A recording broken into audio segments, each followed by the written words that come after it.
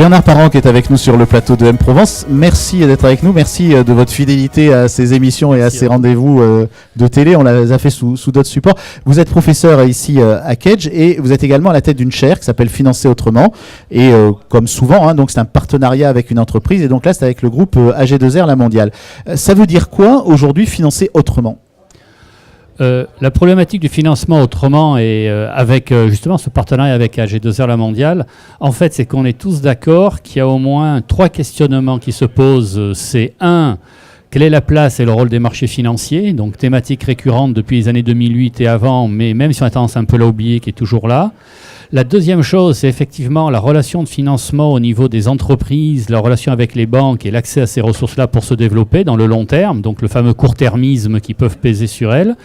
Et d'une manière un peu plus globale, c'est le financement de notre système de protection sociale, donc les enjeux de solidarité inter- et intragénérationnelle qui impactent directement des structures comme AG2R La Mondiale, mais qui impactent aussi indirectement les entreprises sur la problématique des prélèvements obligatoires, par exemple. Les prélèvements obligatoires, c'est le financement des retraites, entre autres. Et donc, il y a toute une réflexion sur comment développer autrement la finance au service de la société, de nos concitoyens. Et vous observez aussi que dans différents domaines, mais pas uniquement le domaine par exemple des ONG ou autres, on arrive à avoir des financements très différents, peut-être par des opérations aussi de financement participatif, de crowdfunding, des choses qui n'existaient pas il y a quelque temps, qui ne pèsent pas encore beaucoup dans la finance internationale, mais qui montent en puissance de façon importante et aussi médiatiquement.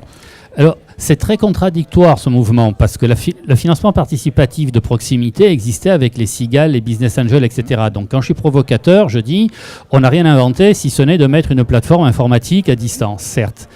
Et ça souligne bien la contradiction de ce financement de proximité, c'est-à-dire qu'à la fois on peut associer les populations localement sur des projets à financer en leur donnant à la fois un retour d'informations non financiers. Et cette proximité-là oblige la plateforme effectivement à mettre en place, peut obliger la plateforme à mettre en place des systèmes de gouvernance avec ses participants. Donc on réinventerait quelque sorte le mutualisme et les banques mutualistes. Mais à l'opposé, ça peut être aussi un système tout à fait indifférent aux citoyens et aux financeurs. Je clique un peu comme Blablacar ou plutôt comme Uber, c'est-à-dire que j'en ai rien à faire en parlant poliment du chauffeur, j'ai mon application, j'ai un chauffeur qui arrive, il me laisse, je repars et c'est terminé. Et le financement participatif, à mon sens, c'est entre ces deux extrêmes d'animation locale et de soutien au financement local et en même temps d'externalisation de fonctions financières. Alors, ça pose aussi le problème de la contrepartie parce que normalement un financement derrière c'est un retour sur investissement, c'est un dividende, c'est une revente de parts. Comment on fait dans le financement participatif ou dans les nouveaux financements ? Ça renvoie à toute la problématique de l'investissement socialement responsable et de la performance extra-financière. Et l'intérêt, en plus, c'est le partenariat avec AG2R La Mondiale, c'est qu'on est bien sur ce triptyque-là. Moi, quand je discute de manière fort amicale avec mes amis, c'est toujours de dire, oui Bernard, enfin, tu peux bien critiquer la performance financière, mais enfin, il faut bien un minimum pour vivre, quoi. Je dis, il n'y a pas de souci. La question, c'est de savoir qu'est-ce qui devient premier. Qu'est-ce qui est premier et qui guide l'action en quelque sorte. Et cette réflexion-là a mené d'ailleurs à Kedge à ce qu'on lance une nouvelle spécialisation dans notre master de finance, qui est ingénierie ESG, environnement sociétal et gouvernance, parce qu'on veut à tout prix que les ingénieurs financiers et intègrent dans leur culture la performance non financière et soient capables à un moment donné, par rapport au type de demande que vous avez, de dire je suis capable d'avoir les indicateurs sur l'égalité d'accès au travail, sur les rémunérations hommes-femmes, sur comment Total ou Nike contrôle le travail des enfants, etc. Et finalement, je n'accepterai en quelque sorte ma performance financière que si ces entreprises répondent peut-être d'abord, mais aussi à cet enjeu extra-financier. Donc ça, c'est vraiment en plus, ça interpelle directement des valeurs. Et donc, ça permet de travailler ensemble de manière intéressante. Et concrètement, puisqu'évidemment, on travaille aussi en fonction du terreau sur lequel on est sur un terreau de petites entreprises, de très petites entreprises. Pas toujours facile pour ces entreprises d'avoir des financements bancaires. Ces nouvelles formes de financement, ça peut aussi être adapté à la taille des entreprises ?